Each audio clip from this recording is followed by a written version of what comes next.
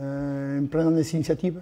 Ça n'a pas été parfait. En première mi-temps, on perd 17 ballons. C'est énorme. Mais aussi, c'est lié au changement de philosophie. On veut jouer, on veut jouer. Et ce soir, on a eu un gros avertissement sans frais parce qu'on a joué une très très bonne équipe de Nevers. C'est pas pour rien les 2 dernières saisons qui sont dans les quarts de finale, ou presque, parce qu'ils font les barrages à la maison. Mais non, c'était un super match de rugby et c'est sûr qu'on le gagne, on est content. Mais je retiens les caractères, je retiens à la mi-temps. On s'est dit qu'on allait revenir petit à petit, qu'il fallait pas s'affoler, qu'il fallait continuer à jouer au rugby. À la sortie, on gagne un match contre une très bonne équipe de Nevers.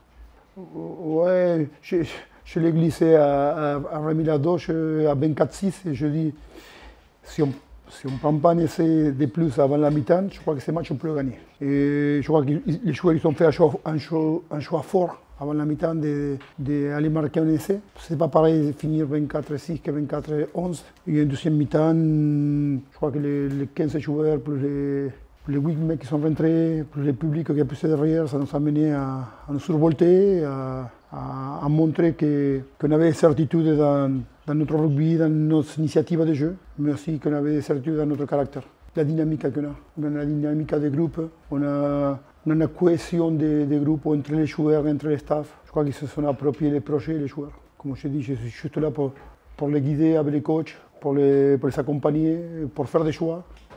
Mais ils se sont pris en main. Moi, j'avais parlé avec mes leaders cette semaine. Après les matchs de la chaîne, celui-là, c'est un match que si tes leaders ils font les boulots, tu le gagnes. Et je suis content de travailler de mes leaders toute la semaine. Ça me rappelle un peu à Alessandro Arbizu, quand je l'avais comme capitaine au Pumas. C'est un leader très serein, qui ne sait pas la voix, qui le fait, qui montre l'exemple. C'est un super joueur. Je ne vais pas le découvrir à ce niveau-là. Il y a des leaders autour de lui qui lui facilitent la tâche, comme Joris Casinave, comme Bilal Taillet, comme Loïc Cham, Caraxten, il n'y en a pas un, il y en a plusieurs. Et il y a Guillaume Piazzoli qui a fait un match monstrueux aujourd'hui, monstrueux Guillaume. Quand ça n'allait pas, il a pris ses responsabilités. On est en train de créer quelque chose. Comme je dis, à la fin des matchs, il faut qu'on soit plus humble qu'au début des matchs. Et si on continue dans cette démarche de respecter, d'humilité, je crois qu'on pourra continuer à avancer et à progresser parce que aujourd'hui, comme je répète, on a perdu 17 ballons en première mi-temps. On a beaucoup joué parfois. On s'est exposé. Quand vous voulez provoquer un changement de philosophie de jeu, peut-être il faut aller à l'extrême à un moment donné. Aujourd'hui, on s'en sort bien contre une très bonne équipe de Nevers parce qu'on gagne. Mais il y a pas mal de choses aussi à améliorer. Mais on a le plus important que c'est l'état d'esprit du groupe. J'avais dit la semaine dernière que je me donnais toujours 24 heures pour savourer une victoire ou pour digérer une défaite. Là, je viens de donner 48 heures. Je me vais donner 48 heures pour savourer la victoire. Et après, dès dimanche, on va penser à Brive, que c'est un adversaire costaud et qu'il va falloir répondre présent.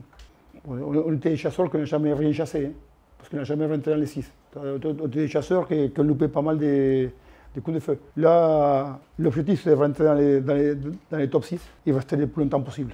Et après, on verra plus tard. Mais déjà, quand tu es dans les top 6, je vois comment ils ont fait les autres équipes la saison dernière. Une fois que tu es dedans, il faut que tu sortir. C'est nous, on prend ce qu'il y a à prendre. Là, aujourd'hui, on a 14 points. On est plus 6 aux Britanniques. On sait très bien combien il faut aux Britanniques pour aller chercher les 6 premières places. On va travailler pour. C'est différent, mais je crois que si on aime le rugby, si on est des passionnés de rugby, c'est pour vivre des matchs comme ce soir, c'est tant mieux quand tu les gagnes. C'est un putain de match. C'est un putain de match, des deux côtés. Ça joue au rugby, et ça ne se posait pas trop de questions. Après, on a eu les mojo qu'on n'avait pas l'an dernier. Comme il a dit Villet, l'an dernier on l'avait perdu peut-être. Moi j'ai en tête la semaine dernière à 16-6. Il y a les 9 DHN qui font en avant. Si on prend un essai, c'est 16-13, c'est compliqué le match. C'est pas passé. Aujourd'hui, le cas à prendre, on le prend. Et après, on fera les comptes plus tard. La victoire, on aurait pu l'avoir avant ou en étant meilleur en deuxième mi-temps. Sur la première partie de la deuxième mi-temps, il n'y a pas de problème. Moi, je suis très fier de mon équipe. Ce qui a été rendu, ce qui a été fait, c'est très bien. Mais on peut travailler ce qu'on veut. On peut jouer au rugby le mieux possible. Tant qu'un truc comme ça, c'est un scandale. C'est un scandale. Il y a un arbitre vidéo. Mon buteur est en train de ramasser le tee. C'est-à-dire qu'il est à 22. Il doit être au-delà de la ligne 10 mètres dans son camp. C'est compliqué à arbitrer ça. Je sais que le rugby est compliqué sur les rucks, sur les touches, sur les mêlées, mais je le comprends moi ça, parce qu'un coup sera trompera. Mais là, je peux pas. Là, je peux pas le comprendre. Je peux pas le comprendre parce que c'est trop. Puis en train de faire un changement. Pourquoi moi, la question, pourquoi une erreur d'arbitrage sur un ruck, sur un hors-jeu, sur un truc, sur une mêlée? Mais putain, mais c'est normal. C'est normal. Mais là, pourquoi? Pourquoi c'est possible? À ce niveau-là, professionnel. Pourquoi ça, c'est possible? Je ne comprends pas. Je ne le comprends pas. Je ne peux pas comprendre. Je ne peux pas comprendre. Non, parce qu'ils ne veulent pas qu'on leur parle à chaud. Ils ne veulent pas qu'on leur parle à chaud. On parlera, mais en fait, je n'ai même pas besoin de parler avec lui. J'ai parlé avec l'arbitre de touche. Je n'aurais pas dû. Quand je lui ai demandé quelle c'est la règle, il n'a pas voulu me répondre. Bon, mais ça, c'est pas grave, c'est normal. C'est pas lui qui était sur le terrain. Il a raison. Il protège son collègue. Il a entièrement raison. Mais il y a l'arbitre, mais il y a l'arbitre vidéo aussi. C'est vite fait de jeter un coup d'œil et de voir le buteur est en train de ramasser le tee. Là, c'est pas juste un mètre. Hein. Il est en train de ramasser son tee. Plus un autre qui est en train de se replacer, qui est encore dans le camp de. Il y en a deux. C'est tous les joueurs doivent être placés sur la ligne 10 mètres ou au-delà. Sinon, coup d'envoi à refaire. C'est compliqué ça comme règle. Et moi, ça fait mal. Ça me fait mal par rapport à mes joueurs, parce qu'aujourd'hui, ils sont envoyés comme des malades. À la limite, on aurait pris un essai après sur le réception de coup d'envoi, on aurait tombé le ballon, on aurait pris un essai. Mais pas de problème. Il n'y a pas de problème. Il n'y a pas de problème. Mais là, qu'est-ce que je fais, moi? Qu'est-ce qu'on raconte aux joueurs? Qu'est-ce qu'on explique? Qu'il faut continuer, qu'il ne faut pas baisser la tête, qu'il faut la lever. Qu'est-ce qu'on explique? Être hors-jeu sur un ruck, près des d'essai, ben on travaille. Ça, qu'est-ce que vous l'expliquez aux mecs? Qu'est-ce qu'on explique aux mecs? Ce sont les aléas du haut niveau. Non, c'est pas du aléa, c'est pas du haut niveau là. Oh, pop, justement. C'est pas des aléas, c'est pas du haut niveau. Ah non, justement.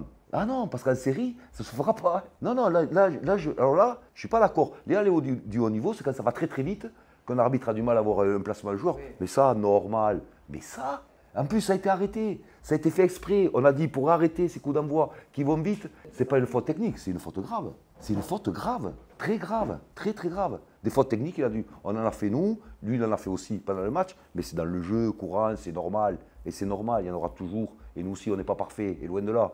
Et loin de là. Et il y aura des fautes, ça s'équilibre. Mais ça, quand est-ce que je vais le récupérer, ça, moi?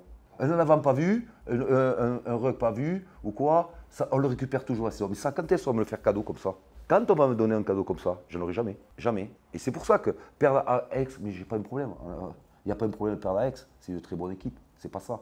C'est pas ça le problème. Le problème, c'est qu'aujourd'hui, il y a un petit vol quand même, hein, à mes joueurs. Il y a un petit vol. Il y a un petit vol. Voilà.